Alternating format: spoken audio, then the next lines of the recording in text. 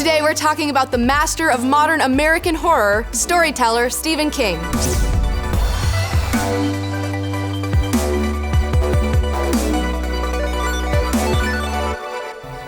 Stephen King invites you to venture deep inside the cavern. May the Lord bless you and keep you. He's on record saying he sometimes spends months and even years writing an opening sentence, yet somehow Stephen King has cranked out roughly 250 short stories and novels since Carrie was first published in 1974. Stephen King is crazy prolific, but what's even more nuts is how many of his stories, which includes some 55 full novels, have become horror classics. And what's crazier still is how many film adaptations of his stories there are. Stephen King films are practically a genre unto themselves, and in fact there are more adaptations of King's stories than any other author alive and kicking. Stephen King, your favorite novelist. Stephen King, The Dead Zone. Stephen King, Cat's Eye. Stephen King, Children of the Corn. Maximum King, Maximum Terror. Pet Cemetery. Than anybody? Than anyone alive, robot. It is William Shakespeare who holds the title for the author who is the most adapted. Teacher, how do you feel about Stephen King, honestly? Man, I just want to have a cup of coffee with that guy. I just love him so much. He just gives me so much joy, reading his books. He's amazing. He just seems like such a nice guy on top of everything. He seems like as cool of a person as you would think he would be. And it's just amazing to me that he's just able to uncover these stories. He goes out and he sees someone throwing change down a drain, and then from seeing someone do something weird, he comes up with this ridiculous short story that's totally amazing, using that idea. He's so good at just seeing mundane things and turning them into something that's the best reading you've ever read in your life. And on top of that, not only is he really scary, but he's hilarious, okay? I've cried laughing at some of his stuff. It's the best. Teacher, how long have you been a fan of Stephen King? Well, that's an interesting question, Space Brain, because I feel like I've loved Stephen King my whole life. I don't remember a time when I didn't love him. In fact, my mom told me that she was reading his books when she was pregnant with me, so maybe that's where I got bit by the horror bug. Because when I popped into this world, I just loved horror, and I still do. Before I was able to read some of his books, I saw the miniseries of The Stand and It, and it scared me from bathrooms from a long time. Not clowns, bathrooms. That's what I got scared of. Why bathrooms? Because in it, there's all this stuff in the bathroom, and there's blood coming out of the sinks, and then there's drains, and he's coming out of the drains into your shower. I had this big drain in my shower when I was a little girl, and I would always look down there, and I thought that Pennywise was just waiting for me. It's really scary. Anyways, when I was finally old enough to start reading his books, I dived right in, and I've been an avid reader ever since. The thing that I love about Stephen King is that every time I pick up one of his books, I just am completely drawn in, and I forget everything else that's going on in my life. He has this wonderful ability to make the familiar fantastic. Now let's talk about Stephen King's personal life history. He was born in Portland, Maine in 1947, and one night his father went out for cigarettes and never came home, leaving his mom to raise him and his brother David alone. His childhood was divided between Indiana and Connecticut until he was 11, when his mom took them back to Maine to care for her elderly parents. As a boy, Stephen found a copy of other greater creator H.P. Lovecraft's collection, The Lurking Fear and Other Stories, which had belonged to his father. Lovecraft opened the way for me, as he had done for others before me, King wrote in Danse Macabre, his meditation on horror in literature and film. It is his shadow so long and gaunt, and his eyes so dark and puritanical, which overlie almost all of the important horror fiction that has come since. It is beyond a doubt that H.P. Lovecraft has yet to be surpassed as the 20th century's greatest practitioner of the classic horror tale. Lovecraft's influence can be found in King's stories like Salem's Lot and Pet Sematary. King has name-checked Lovecraftian deities like Yog-Sothoth and Hastur, and although King's horror tends to be much more grounded, he's worked just as meticulously to create a shared universe within his work, and there are connections to be found between Misery, The Shining, and It, just to name a few examples, with almost everything connected in some way to King's Dark Tower series. King's influence from the sci-fi and horror legend who wrote Fahrenheit 451 451 can't be overstated either. As King has said himself, without Ray Bradbury, there is no Stephen King. The half-real, half-mythical community in Something Wicked This Way Comes was particularly influential. Bradbury himself was very fond of one of King's other major influences, Richard Matheson, the author behind I Am Legend and classic Twilight Zone episodes like Nightmare at 20,000 Feet. And horror comics like Tales from the Crypt played a huge part in King's formative years, as evidenced by his screenplays for the Creepshow movies.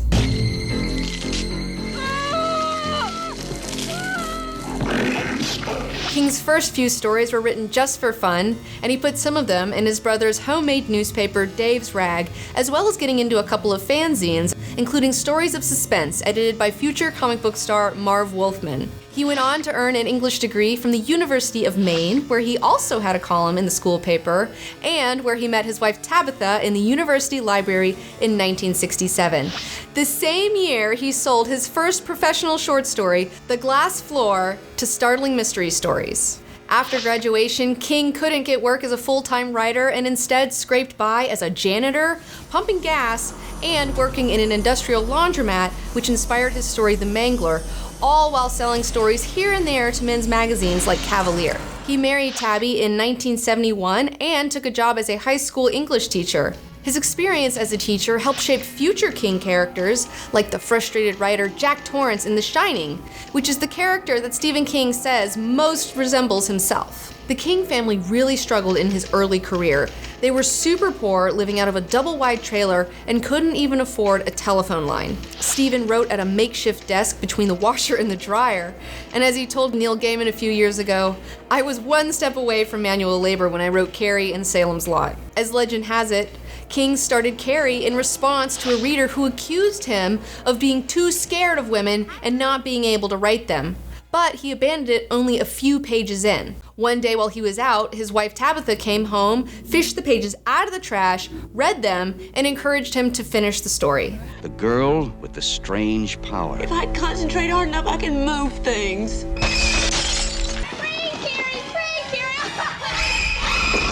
Carrie was rejected by 30 publishers before it was finally released, with King earning a modest sum. If you have a taste for terror, you have a date with Carrie. But the real cash didn't arrive until 1974, when King was paid $200,000 when Carrie was published as a paperback. Nevertheless, it was another decade before he stopped fretting about money. King told Neil Gaiman, "I was convinced that they were going to take all of this away from me and that I was going to be living with 3 kids in a rental house again, and that it was all just too good to be true." Around about 1985, I started to relax and think, this is good. This is going to be okay. Wow, even someone as rich as Stephen King was worried about money once. Yes, Robot, because Stephen King was poor, like, his whole life up until then, okay? Like, it was scary. It was hard out there. Carrie, the first Stephen King novel to see publication, was also the first adapted for the big screen, and the first in countless other film, TV movie, comics, and other adaptations that have made him the most adapted author alive today. You call it shiny. And though King was famously unhappy with Stanley Kubrick's narrative choices, The Shining remains a cinema classic. The 70s and 80s established Stephen King as one of the most prolific creators ever. The Stand, The Deadstone, Firestarter, Cujo, The Tommyknockers, Christine, not all of the adaptations were great or even good, but Stand By Me, adapted from a novella called The Body, is considered a masterpiece, and Kathy Bates won an Oscar for her portrayal of Annie Wilkes in Misery. I've read everything of yours. A harrowing story of a disgruntled superfan holding an author captive until he writes what she wants. Misery Chastain cannot be dead. Misery Spirit is still alive. I don't want her dead! I want her! In his 2000 book On Writing, King says, "Not a week goes by that I don't receive at least one pissed-off letter accusing me of being foul-mouthed, bigoted, homophobic, murderous, frivolous, or downright psychopathic." In the publishing world of the 70s and 80s, it was thought that readers would only accept one book a year from a writer.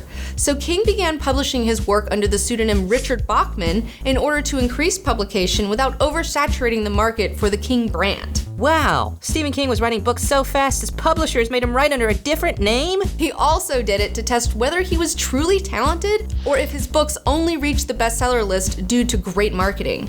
In 1985, King was forced to abandon the pseudonym when he was finally outed as the writer behind The Running Man, Rage, and Thinner. Time to start running! Wow, that's kind of crazy that he went by a pseudonym. That's right, Space Brain. It's crazy to think that publishers back then were just like, you know what? Audiences can't handle more than one book a year out of authors. Like, they were so wrong. But King totally found a way around it by writing under a pseudonym. Fun fact, Stephen King's son, Joseph Hillstrom King, is also another awesome horror writer. Wow, Stephen King is so prolific that he even created another human being to write more stories for him. Totally. In fact, all of his kids are writers, I think, except for one, but Joe in particular is one to look out for. Not wanting to ride his father's coattails, Joe Hill dropped his famous last name and replaced it with a shortened version of his middle name and published his first book, 20th Century Ghosts, without his publishers knowing he was the son of Stephen King. Joe is also known to play around in the King universe, mentioning the disturbed town of Derry in his book Nosferatu. Despite his enormous success, it wasn't all sunshine and roses for Stephen, and in his 2000 book On Writing, King admits that he doesn't even remember writing Cujo because of his crippling alcoholism and addiction to cocaine, which might explain why King decided to try directing one of his own stories in the disastrous 1986 movie Maximum Overdrive that features a really weird trailer with King speaking directly into the camera. It's really awkward. I'm sure he's really embarrassed about it. I've written several motion pictures, but I want to tell you about a movie called Maximum Overdrive, which is the first one I've directed. Wow! And I finally decided if you want something done right, you ought to do it yourself. Maximum Overdrive. Thankfully, in the late 80s, Stephen King decided to clean up his act and he became sober and remains sober to this very day. The 90s were full of more award-winning work, including Bag of Bones, Desperation, and The Green Mile, which was adapted for the screen by Frank Darabont, whose movie versions of The Shawshank Redemption and The Mist are among King's favorites.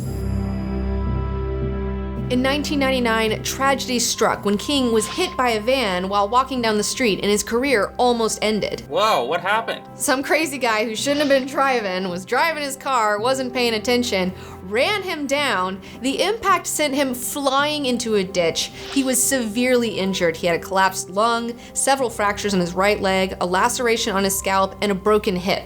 Doctors even almost amputated his leg because his injuries were so severe. Whoa. Yeah, it's really intense. Because his injuries made sitting for extended periods so uncomfortable, he announced his retirement from writing in 2002.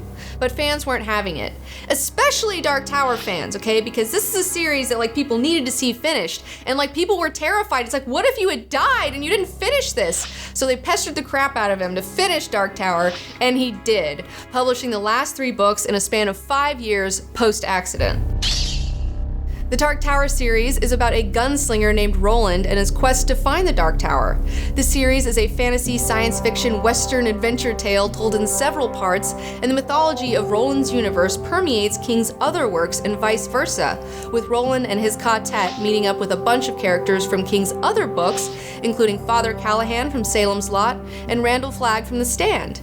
Even Stephen King himself makes an appearance in the Dark Tower. Now, the Dark Tower is a 600-floor spire made of black stone, and it is the nexus of all reality, surrounded by a huge field of roses called the Kanka no Rei in high speech. It is held in place at the intersection of 6 beams, which are invisible physical forces who are represented by 12 animal guardian totems who reside at the ends of the beams. Now, all of the gunslingers are dead save one, Roland Deschain of Gilead. He is the central protagonist of the Dark Tower series, whose Holy Grail-like quest is to keep the Dark Tower from being destroyed by the forces of Discordia in order to reach said tower, to climb to the top room, the zenith of reality, to see what's there. Possibly ask some questions of any entities residing there, possibly to find justice for his fallen world, Who knows what he's gonna find? Ka is a wheel. This is complicated. It is. On his quest, Roland must overcome the efforts of the Man in Black to thwart him. The Man in Black is known by many names, one of them being Randall Flagg, who plays a major role as the central villain in The Stand. He is a dark sorcerer devoted to spreading destruction and sowing conflict. He is also an agent of the Crimson King, the bastard child of Arthur Eld, orchestrator of chaos and decay, who plots to topple the Dark Tower in order to bring about Discordia so that he may refashion and rule over a dark universe, possibly located within Todash space. What's Todash space? Todash space is the void between the worlds. It is totally dark and filled with monsters. In fact, the creatures from the Mist are escaped from Todash space into our world via the Arrowhead Project. This is hurting my brain. When reading his books, be on the lookout for names that have 19 letters, or room numbers, license plates, or addresses that add up to 19, as this number is an indicator of Ka. For example, there are 19 steps between each door inside the Dark Tower. 19 is the age in which Stephen King started writing the Dark Tower series, and some people think that's where he got the number from. In The Shining, the most dangerous room in the Overlook Hotel is room 217, whose numbers add up to 19. In Rita Hayworth and The Shawshank Redemption, it takes Andy 19 years of tunneling with his rock hammer to make his escape. The number 19 also makes appearances in 11/22/63, Doom McKee, Under the Dome, The Tommyknockers, The Dead Zone, and many more. It's also a part of my internet handle, and that is not a coincidence. Stephen King has said if you want to be a good writer, you have to be a good reader. And this man reads a lot of books, and he's been inspired by many, many, many different authors, too many to name. Personally, I've discovered some new favorite authors from Stephen King's recommendations. In some of his short story collections, he'll write a little blurb about his inspirations before the stories themselves, citing different authors that he's inspired by. When asked why he writes, Stephen said the answer to that is fairly simple. There was nothing else I was made to do. I was made to write stories, and I love to write stories. That's why I do it. I can't imagine doing anything else, and I can't imagine not doing what I do. And quite frankly, I can't imagine him doing anything else either. So, Stephen King, I love you. Joe Hill, you too. Let's all get sandwiches one day. All right, class, it's time for your homework assignment. Check out like any Stephen King book, it doesn't matter, but my personal favorites include It, The Shining, Salem's Lot, and Insomnia. To get a better understanding of the mythology behind the King-verse, check out his Dark Tower series. And if you're a writer yourself looking for some tips and tricks, be sure to check out his book called On Writing. It's amazing. Join us next time on Greater Creators, where we're going to discuss the works of other amazing creators who influenced generations. Class dismissed.